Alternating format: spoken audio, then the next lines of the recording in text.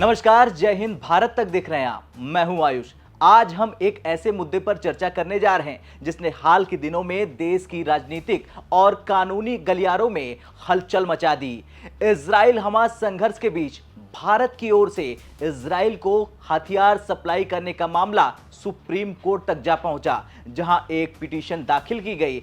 Supreme court ने इस PIL को खारिज कर दिया और इस मामले में किसी भी प्रकार का हस्तक्षेप करने से इनकार कर दिया। दरअसल पिछले महीने रिटायर्ड जजेस, डिप्लोमेट्स, एक्टिविस्ट्स और इकोनॉमिस्ट के एक ग्रुप ने भारत सरकार और डिफेंस मिनिस्टर राजनाथ सिंह को एक लेटर लिखा था। इसमें मांग की गई थी कि इजराइल को हथियार और अम्यूनिशन सप्लाई करने के लिए भारत की डिफेंस कंपनियों को एक्सपोर्ट लाइसेंस ना दिया जाए। इतना ही नहीं, इसमें दावा यह भी किया जा रहा था कि इजराइल द्वारा गाजा में किए जा रहे कथित युद्ध अपराध और जेनोसाइड में भारत की ओर से हथियार सप्लाई करना न केवल इंटरनेशनल लॉ बल्कि भारत के संविधान आर्टिकल 21 और आर्टिकल 51C के खिलाफ है। इस लेटर के बाद सुप्रीम कोर्ट में एक पीआईएल दाखिल की गई जिसमें इजराइल को हथियार सप्लाई पर रोक लगाने की मांग की गई। इस पीआईएल को सुप्रीम कोर्ट में सीनियर एडवोकेट प्रशांत भूषण के नेतृत्व में उठाया गया था। उनका तर्क था कि भारत सरकार को इजराइल को हथियार सप्लाई करने से रोकने का निर्देश दिया जाना चाहिए। इस मामले की सुनवाई एक 3 जजों की बेंच ने की, जिसमें खुद चीफ जस्टिस डीवाई चंद्रचूड़ भी शामिल थे। सुनवाई के बाद सुप्रीम कोर्ट ने इस पीआईएल को खारिज कर दिया और कह दिया कि इजराइल न तो भारत के अधिकार क्षेत्र में आता है और न ही उसे सुप्रीम कोर्ट द्वारा उत्तरदायी बनाया जा सकता है। इस प्रकार के मामलों में हस्तक्षेप करने से भारत और इजराइल के बीच अंतर्राष्ट्रीय समझौतों और अनुबंधों का उल्लंघन होगा।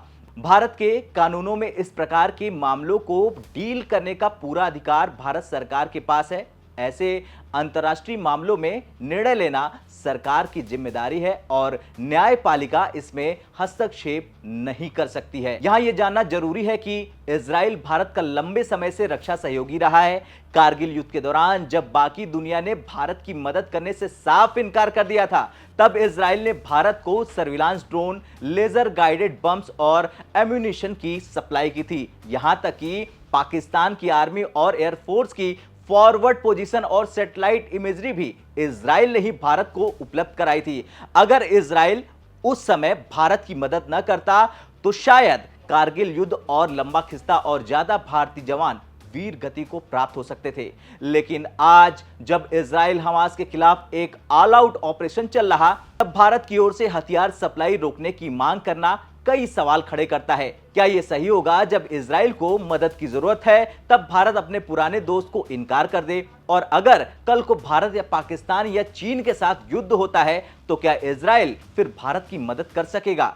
ये बातें तो सभी जानते हैं कि अंतर्राष्ट्रीय संबंधों में मदद की जरूरत भविष्य में किसी भी समय पर पड़ सकती है। इसलिए आज अगर भारत इजराइल की मदद करने से इनकार करता तो यह भविष्य में भारत के लिए नुकसानदायक साबित हो सकता था। सुप्रीम कोर्ट का इस मामले में दखल न देने का निर्णय यह भी दिखाता है कि भारत की विदेश नीति और रक्षा नीति के मामले पूरी तरह से सरकार के अधीन आते हैं, न कि न्यायपालिका के।